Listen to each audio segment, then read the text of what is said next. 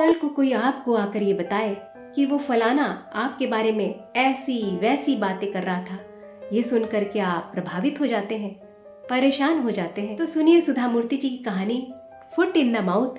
ये बड़ी खूबसूरती से सुनाती है कि ये फलाने लोग कैसे होते हैं और ये काम ये कैसे करते हैं और क्या ऐसे लोगों से प्रभावित होना चाहिए। सुधा जी कहती हैं कि सावित्री उनके कॉलेज में उनकी साथी लेक्चरर थी। वो बहुत ही तीक्ष्ण बुद्धि थी और अमीर घर से आती थी, मगर गप्पे मारना उसका पहला प्यार था। कॉलेज के बाकी टीचर्स उसकी इस आदत से परिचित थे, इसीलिए वो उसे सावित्री जी बुलाते थे, जहां जी का मतलब गप्पे होता था। बिना खबरों के खबर पैदा करने की कला में वो माहिर थी। अपने खाली समय में वो ऐसे लोगों को ढूंढती थी जिनके साथ बैठकर वो अपने दिमाग में पैदा हुई खबरों का खुलासा कर सके। एक दिन सुधा जी सावित्री के चंगुल में फंस गई कॉलेज की कैंटीन में। उसने सुधा जी का हाथ इतनी जोर से पकड़ा कि कोई सुपरमैन भी नहीं छुड़ा सकता था। वहां बैठे स्टूडेंट्स का ख्याल करते हुए सुधा जी ने जबरदस्ती हाथ छुड़ाने की कोशिश नहीं की और उसके साथ एक टेबल पर कॉफी पीने के लिए बैठ गई। पर वो बैठी ही थी कि अगले पीरियड की घंटी बज गई। उससे पीछा छुड़ाने के लिए सुधा जी ने झूठ बोला, सावित्री मेरी अगली क्लास है। कौन सी क्लास? MCA फर्स्ट ईयर की क्लास। अरे सुधा, MCA फर्स्ट ईयर की क्लास के स्टूडेंट्स तो आज पिकनिक पर गए हैं। ओ मैं भूल गई थी, MCA सेकेंड ईयर की क्लास। सावित्री ने जासूस की तरह पूछा, कौन से रूम नंबर में है तुम्हारी क्लास? रूम नंबर 207 में। फिर से सुधा जी का झूठ पकड़ा गया। सुधा, रूम नंबर 201 से रूम नंबर 210 में कल से पुताई लगी हुई है, चुपचाप बैठ जाओ। बिना समय गंवाए सावित्री की जुबान अपनी यात्रा पर चल पड़ी। उसने कहा, अरे तुमने सुना अनुसुईया के साथ क्या हुआ? अनुसुईया सुधा जी और सावित्री की कॉमन फ्रेंड थी। प्यार से सुधा जी उसे अंशी बुलाती थी। उसका नाम सुनते ही वो चिंता में पड़ गई। क्या हुआ अनुसुईया को? अरे उसकी शादी टूटने वाली है, गिरीश और अनुसुईया अलग अलग होने वाले हैं। क्या बात कर रही हो? ये सब तुम्हें किसने बताया? अरे जब भी मैं उसे कॉल करती हूँ वो हमेशा बताती है कि मेरे हस्बैंड विदेश यात्रा पर है। ये कितना अजीब है।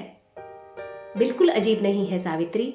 गिरीश सीनियर पोजीशन पर है और उसे विदेश यात्राएं करनी पड़ती है और हो सकता है तुमने जब कॉल किया हो तब वो विदेश यात्रा पर रहा हो, पर मैं तो उससे अभी कल ही मिलकर आ रही हूँ। अच्छा, तुम उससे मिलकर आ रही हो? तो फिर उसके साथ कौन था? सुधा जी बोली, वो ताज वेस्ट एंड होटल में अपनी लेडी सहकर्मी के साथ था। ये सुनते ही सावित्री के चेहरे पर उत्तेजना के जो बुलबुले उठे, उन्हें देखकर सुधा जी को इस जानकारी देने पर खेद हो रहा था।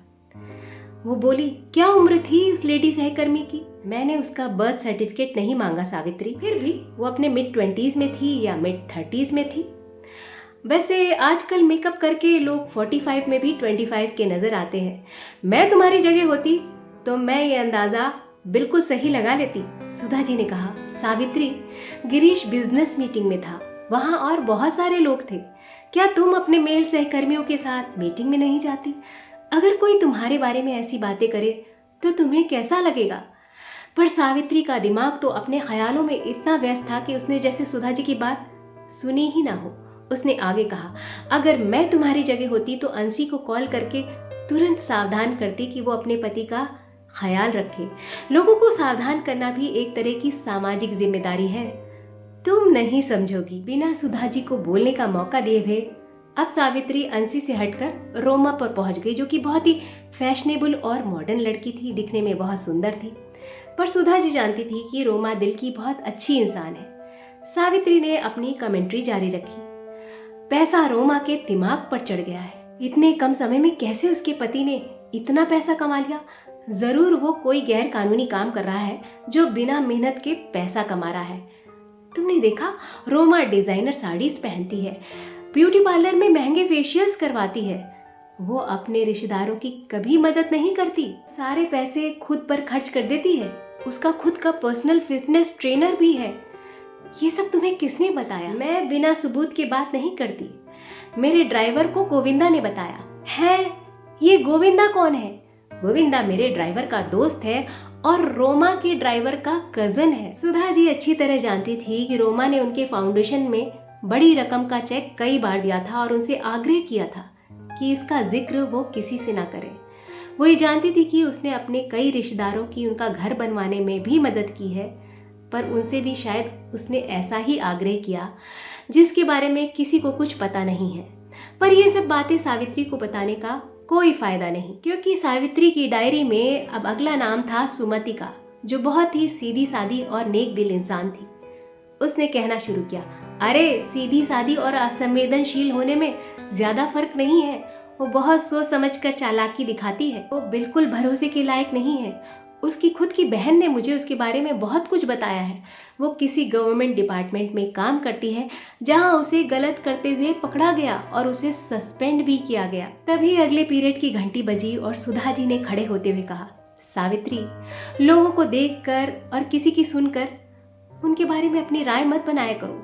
सब अमीर बुरे नहीं होते और सीधा साधा होने और असंवेदनशील होने में फर्क होता है।